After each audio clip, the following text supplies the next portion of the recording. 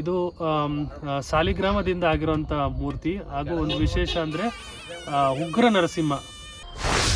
ಇಲ್ಲಿ ದೇವಸ್ಥಾನದ ವಿಶೇಷ ಅಂದರೆ ಈ ಗಾಳಿ ಪೀಡೆ ಹಿಡ್ದಿರೋರನ್ನ ಈಗ ಇಲ್ಲಿ ಗುಂಡಿ ತೊಳ್ಬಿಟ್ಟು ಗಾಳಿ ಕಲ್ಲು ಅಂತ ಹಾಕ್ತಾರೆ. ಈ ಗುಂಡಿಗಳಲ್ಲಿ ಇದೆಯಲ್ಲ ಕೈ ಇರೋ ಉಗ್ರ ನರಸಿಂಹ ಸ್ವಾಮಿ ಸ್ವಲ್ಪ ವಿಶೇಷತೆ ಇದೆ. ಇದು ಎಲ್ಲ ಬಂದು ಇಲ್ಲಿ ಪ್ರಸಾದ ಕೇಳೋ ಅಂತ ಒಂದು ಪದ್ಧತಿ ಕೂಡ ಇದೆ.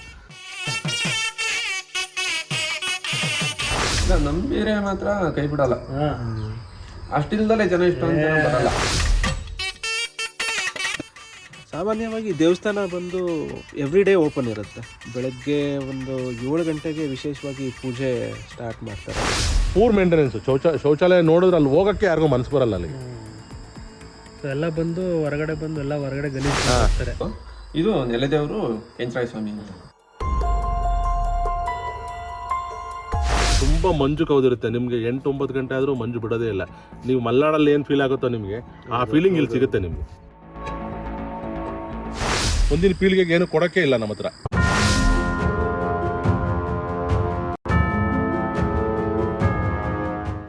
ತುಮಕೂರಿಂದ ಬೆಳಿಗ್ಗೆ ಒಂದು 5 ಗಂಟೆಗೆ ಹೊರಟ್ವಿ.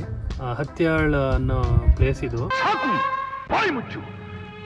ಭಕ್ತಿ ಮುಕ್ತಿಗಳ ಪೊಳ್ಳು ನುಡಿಗಳನ್ನು ಆಡಿ ನಮ್ಮನ್ನೇ ಹೆದರಿಸುವ ವಿವೇಕಿ. ಹರಿ ಹರಿ ಎಂದು ಗಂಟಲು ಹರಿದುಕೊಳ್ಳಿದೆಯಲ್ಲ, ಎಲ್ಲಿದ್ದಾನೋ ಆ ನಿನ್ನ ಹರಿ? ಈ ಕಂಬದಲ್ಲಿರುವನೇ, ಅಲ್ಲಿಯೂ ಇದ್ದಾರೆ. ಈ ಕಂಬದಲ್ಲಿರುವನೇ, ಈ ಕಂಬದಲ್ಲಿ, ಅಲ್ಲಿಯೂ ಇದ್ದಾರೆ. ಅಲ್ಲಿಯೂ ಇದ್ದಾನೆ.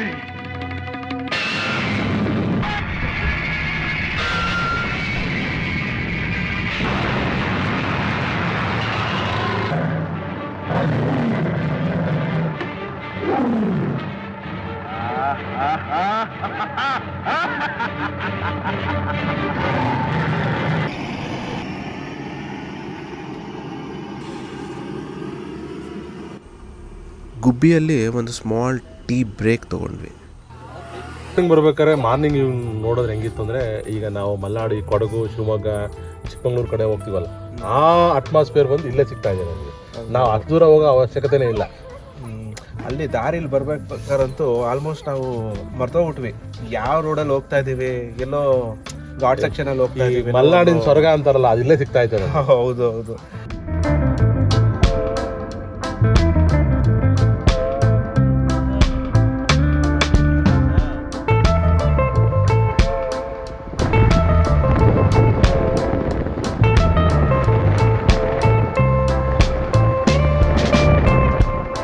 ಬೆಂಗಳೂರಿಂದ ಸುಮಾರು ಒಂದು 120 ಕಿಲೋಮೀಟರ್ ಆಗುತ್ತೆ.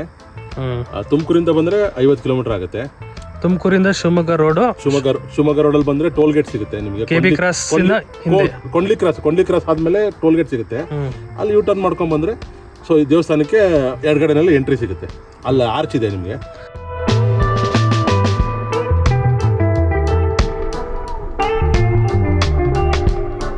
ಸೊ ಬೆಟ್ಟ ಒಂದು 2 ಕಿಲೋಮೀಟ್ರು ಟ್ರಾವೆಲ್ ಮಾಡ್ಕೊಂಡ್ರೆ ಇಲ್ಲಿ ನಿಮಗೆ ನಡ್ಕೊಂಡು ಬೇಕಾದ್ರೂ ಬರ್ಬೋದು. ಕಾರು, ಬಸ್ಗಳು ಬರೋಕ್ಕೂ ಫೆಸಿಲಿಟಿ ಎಲ್ಲ ಚೆನ್ನಾಗಿದೆ.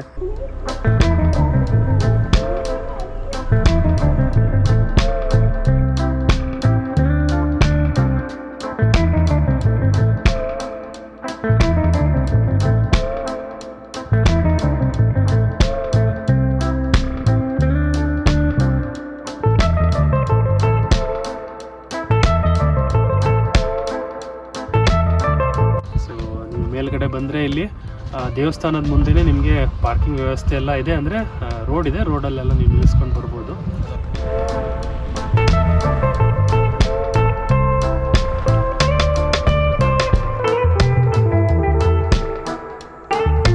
ಈ ದೇವಸ್ಥಾನಕ್ಕೆ 1000-2000 ವರ್ಷಗಳ ಇತಿಹಾಸ ಕೂಡ ಇದೆ.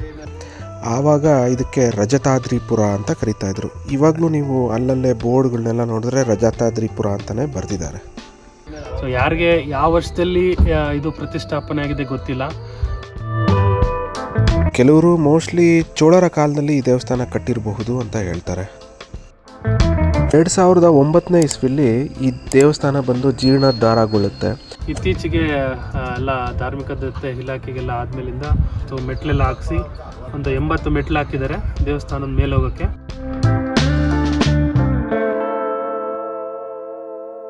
ಈ ದೇವಸ್ಥಾನ ವಿಶೇಷ ತುಂಬ ಇದೆ.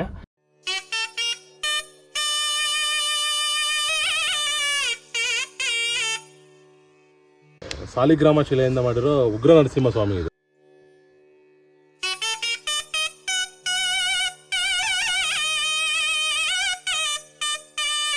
ಇದು ಸಾಲಿಗ್ರಾಮದಿಂದ ಆಗಿರುವಂಥ ಮೂರ್ತಿ. ಹಾಗೂ ಒಂದು ವಿಶೇಷ ಅಂದರೆ ಉಗ್ರ ನರಸಿಂಹ. ಈ ಉಗ್ರ ನರಸಿಂಹ ನಿಮಗೆ ಸಾಮಾನ್ಯವಾಗಿ ಎಲ್ಲೂ ನಿಮಗೆ ನೋಡೋಕ್ಕೆ ಸಿಗೋದಿಲ್ಲ. ಯಾಕಂದರೆ ಉಗ್ರ ನರಸಿಂಹ ದೇವಸ್ಥಾನಗಳೇ ನಾವು ಕಂಡಿರೋ ಪ್ರಕಾರ, ಕೇಳಿರೋ ಪ್ರಕಾರ ಇದೊಂದೇ ದೇವಸ್ಥಾನ ಅಂತ ಅನ್ಕೊಂಡಿದ್ದೀವಿ. ಇನ್ನು ನಮಗೆ ಗೊತ್ತಿರೋದೆಲ್ಲ ಲಕ್ಷ್ಮೀ ನರಸಿಂಹ ಸ್ವಾಮಿ ಅಂದರೆ ಶಾಂತ ಸ್ವರೂಪವಾಗಿರೋದು. ಇದು ಉಗ್ರ ನರಸಿಂಹ ಸ್ವಾಮಿ, 10 ಕೈ ಇರೋ ಉಗ್ರ ನರಸಿಂಹ ಸ್ವಾಮಿ. ಸ್ವಲ್ಪ ವಿಶೇಷತೆ ಇದೆ. ಇದು ಸಾಲಿಗ್ರಾಮದಿಂದ ಆಗಿರೋದ್ರಿಂದ ಅದು ತುಂಬ ವಿಶೇಷ, ತುಂಬ ಪವರ್ಫುಲ್ ಆಗಿರುತ್ತೆ. ಇಲ್ಲಿಗೆ ತುಂಬ ಪ್ರಾಬ್ಲಮ್ ಇರೋರು, ಮಕ್ಕಳಾಗದೇ ಇರೋರು ಅಥವಾ ಏನೋ ಸಮಸ್ಯೆ ಇರೋರು ಅವರೆಲ್ಲ ಬರ್ತಾರೆ. ಅವರೆಲ್ಲ ಬಂದು ಇಲ್ಲಿ ಪ್ರಸಾದ ಕೇಳೋ ಅಂಥ ಒಂದು ಪದ್ಧತಿ ಕೂಡ ಇದೆ.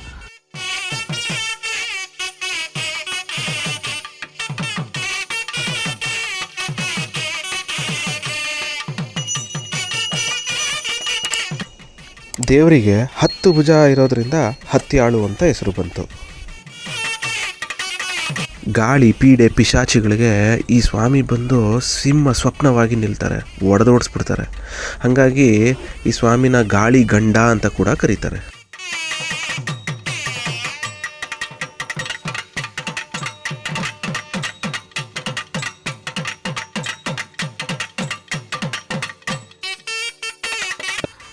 ಸಾಮಾನ್ಯವಾಗಿ ದೇವಸ್ಥಾನ ಬಂದು ಎವ್ರಿ ಡೇ ಓಪನ್ ಇರುತ್ತೆ. ಬೆಳಗ್ಗೆ ಒಂದು 7 ಗಂಟೆಗೆ ವಿಶೇಷವಾಗಿ ಪೂಜೆ ಸ್ಟಾರ್ಟ್ ಮಾಡ್ತಾರೆ, ಅಭಿಷೇಕ ನಡೆಯುತ್ತೆ. 10 ಕೈ ಇರೋ ಉಗ್ರ ನರಸಿಂಹ ಸ್ವಾಮಿ.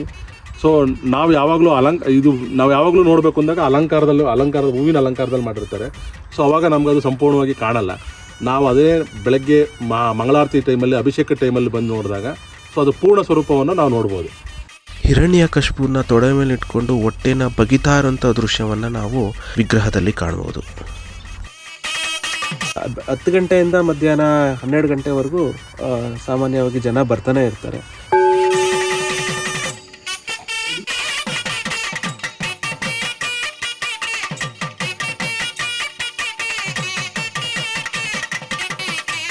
ಮಧ್ಯಾಹ್ನ 12 ಗಂಟೆಗೆ ನೈವೇದ್ಯ ಪೂಜೆ ಇರುತ್ತೆ. ಆಮೇಲೆ ಸಂಜೆ 7 ಗಂಟೆಗೆ ಕೂಡ ನೈವೇದ್ಯ ಪೂಜೆ ಇರುತ್ತೆ. ಅದು ವಿಶೇಷವಾಗಿರುತ್ತೆ.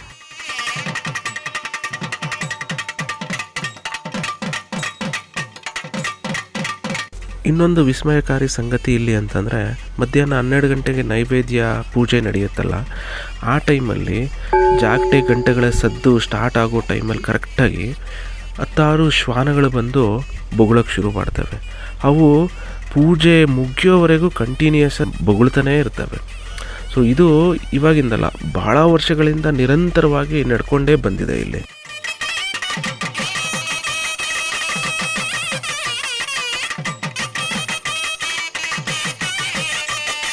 ಈ ಉಗ್ರ ನರಸಿಂಹಸ್ವಾಮಿ ದೇವಸ್ಥಾನದ ಎಡಭಾಗದಲ್ಲಿ ಕೆಂಚರಾಯ ಸ್ವಾಮಿ ದೇವಸ್ಥಾನ ಇದೆ. ಆ ಕೆಂಚರಾಯ ಸ್ವಾಮಿ ಬಂದು ಈ ಸ್ವಾಮಿಗೆ ಬಲಗೈ ಬಂಟ ಅಂತ ಕರೀತಾರೆ.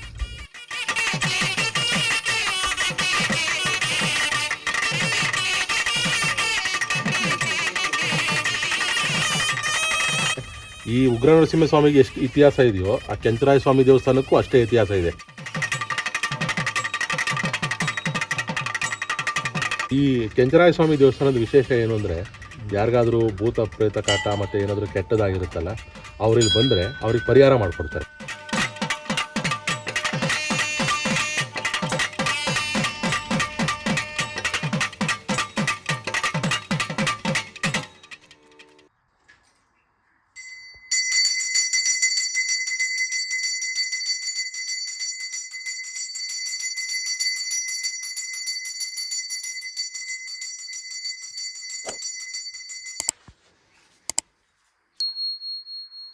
ಪ್ರಸಾದ್ ಅಂತ, ಇಲ್ಲೇ ಗುಡ್ಡದ ಪಾಳ್ಯದವರು. ಇಲ್ಲಿ ದೇವಸ್ಥಾನದ ವಿಶೇಷ ಅಂದರೆ, ಈ ಗಾಳಿ ಪೀಡೆ ಹಿಡ್ದಿರೋರನ್ನ ಈಗ ಇಲ್ಲಿ ಗುಂಡಿ ತೊಳ್ಬಿಟ್ಟು ಗಾಳಿ ಕಲ್ಲು ಅಂತ ಹಾಕ್ತಾರೆ. ಈ ಗುಂಡಿಗಳೆಲ್ಲ ಇದೆಯಲ್ಲ, ಓಕೆ, ಗುಂಡಿ ತೆಗೆದ್ಬಿಟ್ಟು ಕಲ್ಲಿಡೋದ, ಗುಂಡಿ ತೆಗೆದ್ಬಿಟ್ಟು ನಾವು ಇಲ್ಲಿ ಒಳಗಡೆ ರೆಡಿ ಮಾಡ್ಕೊಂಡಿರ್ತೀವಿ. ರೆಡಿ ಮಾಡಿರೋ ತಗೊಂಬಂದ್ಬಿಟ್ಟು ಪೂಜೆ ಮಾಡ್ಬಿಟ್ಟು ಇಲ್ಲಿ ಸೂತ್ರ ಬಿಟ್ಟು ದೇವಸ್ಥಾನ ದೇವ್ರ ಮುಂದಕ್ಕೂ ಇಲ್ಲಿಗೂ ಅದನ್ನು ಹಾಕಿದ್ರೆ ಕ್ಲಿಯರ್ ಆಗುತ್ತೆ. ಅದು ಬಿಟ್ಟೋಗುತ್ತೆ ಅಂತ. ಎಷ್ಟು ಲಕ್ಷ ಕಲ್ಲು ಹಾಕ್ಯವ್ರೆ ಅನ್ನೋದು ಗೊತ್ತೇ ಇಲ್ಲ ಯಾರಿಗೂ. ಇದು ಮುತ್ತಾತನ ಕಾಲದಿಂದ ನಡ್ಕೊಂಡ್ ಬಂದಿದೆ. ಆಮೇಲೆ ಕಟ್ಟು ಅಂತ ಹೊಡಿತಾರೆ. ಹಿಂಗೆ ಏನಾರು ಎದರ ಕೆಟ್ಟ ಜಾಗಗಳಲ್ಲಿ ಬಿದ್ದಿರೋದು, ಓಡಾಡಿರೋದು, ಶಂಕೆಂಗ ಇರೋದು, ಇದಕ್ಕೆಲ್ಲ ಭಾಳ ನಿಂಬೆಹಣ್ಣು ಮಾಡ್ತೀವಿ ಇಲ್ಲಿ ಕಟ್ಟು ಹೊಡೆಯೋದು ಅಂತ. ಇದು ಅಲ್ಲೇ ಸುಮಾರು ಗೊತ್ತೇ ಇಲ್ಲ ಯಾರಿಗೂ ಇದು ದೇವಸ್ಥಾನ ಯಾವ ಐತೆ ಅಂತ. ಪುರಾತನ ಕಾಲದ ದೇವಸ್ಥಾನ, 1000 ವರ್ಷದ ಹಿಂದೆ ಜಾಸ್ತಿ ಇದು ಹಳೆಯ ಕಾಲದ ದೇವಸ್ಥಾನ. ಅಲ್ಲಿ ಮೇಲಿರೋದು ಸಾಲಿಗ್ರಾಮ ಶಿಲೆ, 10 ಕೈ ಇರೋದು. ಉಗ್ರ ನರಸಿಂಹ. ಇದು ಅವ್ರ ಬಂಟ ಕೆಂಚರಾಯ ಸ್ವಾಮಿ ಅಂತ. ಈ ಹೆಂಗೆ ಇರುತ್ತೆ ಅಂದ್ರೆ ಕೆಟ್ಟ ಜಾಗದಲ್ಲಿ ಓಡಾಡಿದ್ರೆ ಅಂತವ್ರು ಇಲ್ಲಿ ಕಟ್ಟೋಡಿಸ್ಕೊಂಡೋಗಿ ಮೇಲೆ ನೀರ್ ಹಾಕ್ತಾರೆ. ಇಲ್ಲಿ ಕಲ್ಲು ಹಾಕ್ಸ್ಕೊಂಡು ಹೋದ್ಮೇಲೆ ಯಾರು ಇನ್ನ ನಮಗ್ ಮುಂದೆ ಪ್ರಾಬ್ಲಮ್ ಆಗೈತೆ ಅಂತ ಯಾರು ಬಂದು ಹೇಳಿಲ್ಲ. ಬಹಳ ಪವರ್ಫುಲ್ ದೇವ್ರು.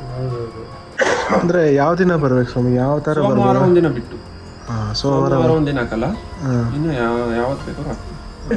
ಇಲ್ಲ ನಮ್ ಬೇರೆ ಮಾತ್ರ ಕೈ ಬಿಡಲ್ಲ. ಅಷ್ಟಿಲ್ದಲೇ ಜನ ಇಷ್ಟು ಅಂತ ಬರಲ್ಲ. ಎಷ್ಟು ವರ್ಷ ಆಗ್ತಾವಲ್ಲ ನಾವು ನೋಡ್ತೀವಲ್ಲ, ಬೇರೆ ರಾಜ್ಯದಿಂದ ಎಲ್ಲ ಬರ್ತಾರೆ. ಇಲ್ಲಿ ಮೆರೆದೇವ್ರುಗಳು 2 ಇದೆ. ಕೆರೆಣ್ಣೆ ಕೆಂಚಣ್ಣ, ಅದು ಇದು ನೆಲೆದೇವರು ಕೆಂಚರಾಯ ಸ್ವಾಮಿ ಅಂತ.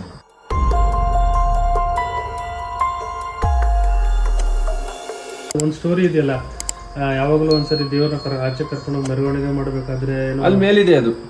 ಅದಾ? ಅದ್ ಮೇಲಿದೆ ಕೆಂಚರಾಯ ಸ್ವಾಮಿ. ಅದು ಖರ್ಚು ಜಾಸ್ತಿ ಬರುತ್ತೆ ಅಂತ ಏನೋ ಚೈನ್ ಆಗಿ ಕಟ್ತಾರೆ ಅಂತ. ಇಲ್ಲ, ಅದ್ ಮೇಲಿದೆ ಅದು. ಅದೇ ರೌಂಡ್ ಇದೆ ನೋಡಿ, ಅದು ಅದು ಪವರ್ಫುಲ್. ಅದು ಅದು ಎತ್ತಿಲ್ಲ, ನಾವು ನೋಡಿಲ್ಲ. ಅದ್ ಎತ್ತಿರ ನೀವು ನೋಡಿಲ್ಲ. ಅದೇ ನಾವು ಕೇಳ್ಪಟ್ಟಿದ್ವಿ, ದೇವ್ರನ್ನ ಅದನ್ನ ತೆಗಿಬೇಕು ಅಂದ್ರೆ ಆಚೆಗೆ ಬಹಳ ಕಷ್ಟ ಇದೆ ಅಂತ, ಹಿಡಿಯೋದೇ ಕಷ್ಟ ಅಂತೆ. ನಾವು ಯಾರು ಎತ್ತಿರ ನೋಡೇ ಇಲ್ಲ ಸದ್ಯಕ್ಕೆ. ಈಗ ಮುಂಚೆ ಎಲ್ಲ ಎತ್ತವ್ರು, ಈಗ ಯಾರು ಎತ್ತಿಲ್ಲ. ಇವಾಗ ನೋಡಿ, ನಾವು ಹತ್ಯಾಳು ಬೆಟ್ಟದ ಮೇಲಿದ್ದೀವಿ. ಸ್ವಲ್ಪ ಈ ಬೆಟ್ಟದಿಂದ ಕೆಳಗಡೆ ಹೋದ್ರೆ ಹತ್ಯಾಳು ಅಂತ ಹೇಳಿ ಊರಿದೆ. ಅದು ನರಸಿಂಹಸ್ವಾಮಿ ಮೆರೆದೇವರು ಅಲ್ಲಿ ಊರೊಳಗಿದೆ. ಊರೊಳಗೂ ದೇವಸ್ಥಾನ, ಅಲ್ಲಿ ಜಾತ್ರೆ ಎಲ್ಲ ಆಗುತ್ತೆ. ಯುಗಾದಿ ಆದ 9 ದಿನಕ್ಕೆ ರಾಮನವಮಿ ದಿನ ಜಾತ್ರೆ ಆಗುತ್ತೆ. ಜೋರಾಗಿ ಆಗುತ್ತೆ. ತೇರೆಲ್ಲ ಎಳಿತಾರೆ. 1 ವಾರ ಆಗುತ್ತೆ. ಎಷ್ಟು ಜನ ಸೇರ್ಬೋದು? ಎಷ್ಟು ಲಕ್ಷ? ಸಾಕಷ್ಟು ಜನ ಸೇರುತ್ತೆ. ತೇರಿನ ದಿನ ಎಲ್ಲ ಬಹಳ ಜನ ಇರ್ತಾರೆ. 1 ವಾರ ಆಗುತ್ತೆ ಜಾತ್ರೆ. ಕೆಂಚರಾಯ ಸ್ವಾಮಿ ದೇವಸ್ಥಾನದಿಂದ ಕೆಳಗಡೆ ಹೋದರೆ ಅಲ್ಲಿ ದೇವ್ರ ಕಾರ್ಯ ಮಾಡೋದಕ್ಕೆ ಅಡುಗೆ ಮನೆ ಮತ್ತು ಡಾರ್ಮೆಟರಿ ರೂಮ್ಗಳನ್ನ ಸರ್ಕಾರದವ್ರು ಮಾಡಿಕೊಟ್ಟವ್ರೆ. ಇಲ್ಲಿ ವಿಶೇಷ ಏನು ಅಂದರೆ, ಮನೆ ದೇವರು ಯಾರು ಲಕ್ಷ್ಮೀ ನರಸಿಂಹ ಸ್ವಾಮಿಗೆ ಇರ್ತಾರೆ ಭಕ್ತಾದಿಗಳು, ಅವ್ರು ಬಂದು ವಿಶೇಷವಾಗಿ ಇಲ್ಲಿ ಸೋಮವಾರ ಒಂದಿನ ಬಿಟ್ಟು ವಾರದ ಎಲ್ಲ ದಿನವೂ ಬಂದು ಇಲ್ಲಿ ಹರಸೇವೆ ಕಾರ್ಯ ಮಾಡಿ ಎಲ್ಲರಿಗೂ ಊಟ ಹಾಕೋ ಪದ್ಧತಿ ಇದೆ. ಅಷ್ಟೇ ಅಲ್ಲ, ಇಲ್ಲಿ ತಮ್ಮ ಮಕ್ಕಳಿಗೆ ನಾಮಕರಣ ಕೂಡ ಮಾಡ್ತಿದ್ದಾರೆ. ಇವಾಗ ತಾನೇ ಅಲ್ಲಿ ನಾಮಕರಣ ನಡೀತಾ ಇದೆ.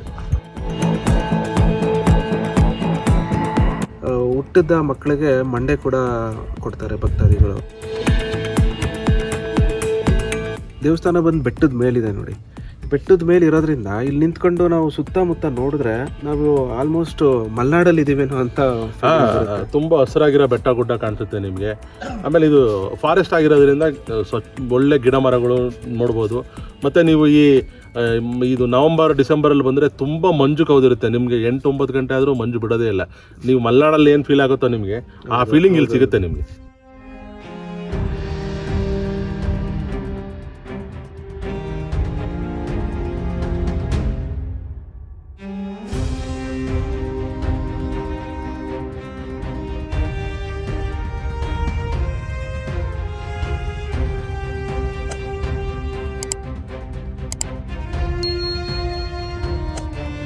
ಪಾರ್ಕಿಂಗು ಅದೇ ಸ್ವಲ್ಪ ಜನ ಬಂದರೆ ನಿಲ್ಸ್ಕೊಬೋದು, ಬಟ್ ಪಾರ್ಕಿಂಗ್ ವ್ಯವಸ್ಥೆ ಅಷ್ಟು ಇಲ್ಲ. ಸಂಡೇ ಸಾಟರ್ಡೆ ಬಂದಾಗ ಅಂತೂ ತುಂಬ ಕ್ರೌಡೆಡ್ ಏರಿಯಾ, ದೇವ್ರ ಕೆಲಸಗಳೆಲ್ಲ ಮಾಡ್ತಾ ಇರ್ತಾರಲ್ಲ, ಸೊ ಪಾರ್ಕಿಂಗ್ ತುಂಬ ಪ್ರಾಬ್ಲಮ್ ಆಗ್ತಾ ಇರುತ್ತೆ. ಮುಜರಾಯಿ ಇಲಾಖೆಯವರು ಇದನ್ನು ದಯವಿಟ್ಟು ಗಮನಿಸಬೇಕು. ಒಂದಷ್ಟು ಪಾರ್ಕಿಂಗ್ ವ್ಯವಸ್ಥೆ ಇಲ್ಲಿ ಮಾಡಬೇಕು. ತುಂಬ ಪುಣ್ಯ ಸ್ಥಳ ಇದು. ನಮ್ಮ ಕರ್ನಾಟಕ ಸರ್ಕಾರ ಧಾರ್ಮಿಕ ದತ್ತಿ ಇಲಾಖೆಗೆ ಸೇರಿಕೊಂಡಿದೆ. ಏನಂದರೆ ಇಲ್ಲಿ ತುಂಬ ನೋಡೋದಕ್ಕೆ ತುಂಬ ಅವಲಕ್ಷಣವಾಗಿದೆ. ದಿನ ಸಾವಿರಾರು ಜನ ಭಕ್ತಾದಿಗಳು ಇಲ್ಲಿ ಬಂದು ದೇವ್ರ ಕಾರ್ಯ ಮಾಡ್ತಾರೆ. ಸೊ ಯಾವುದೇ ಒಂದು ಪ್ರಾಪರ್ ಫೆಸಿಲಿಟಿಗಳು ಅಷ್ಟೊಂದಾಗಿ ಕಾಣಿಸ್ತಿಲ್ಲ ಇಲ್ಲಿ ನೋಡಿದ್ರೆ ತುಂಬ ಮೇಂಟೆನೆನ್ಸ್ ತುಂಬ ಕಮ್ಮಿಯಾಗಿ ಕಾಣಿಸ್ತಾ ಐತೆ. ಇಲ್ಲಿ ಡಾರ್ಮೆಟರಿ ಮಾಡಿದ್ದಾರೆ. ಯಾವುದು ನೋಡೋದಕ್ಕೆ ಒಂದು ಪ್ರಾಪರಾಗಿ ಯಾವುದೋ ಒಂದು ಪ್ರಾಪರಾಗಿ ಮೇಂಟೆನೆನ್ಸ್ ಯಾರು ಮಾಡ್ತಿಲ್ಲ ಅನ್ಸುತ್ತೆ.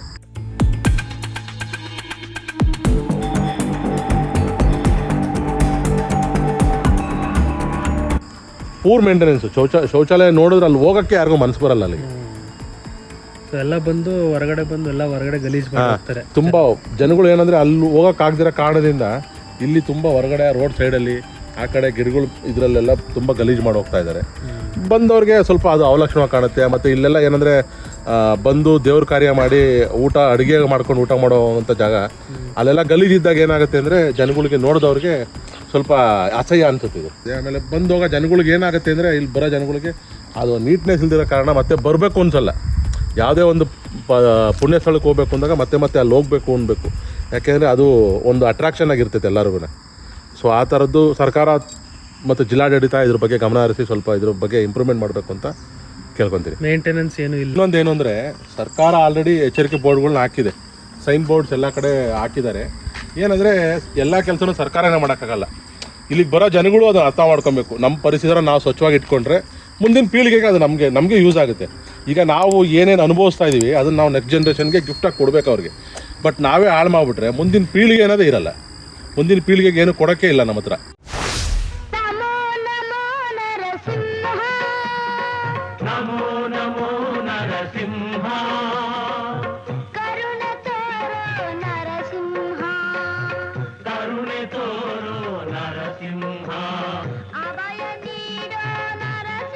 ಸೊ ಇದಿಷ್ಟು ಅತ್ಯಾಳು ಉಗ್ರ ನರಸಿಂಹಸ್ವಾಮಿ ದೇವಸ್ಥಾನದ ಬಗ್ಗೆ ಮಾಹಿತಿ.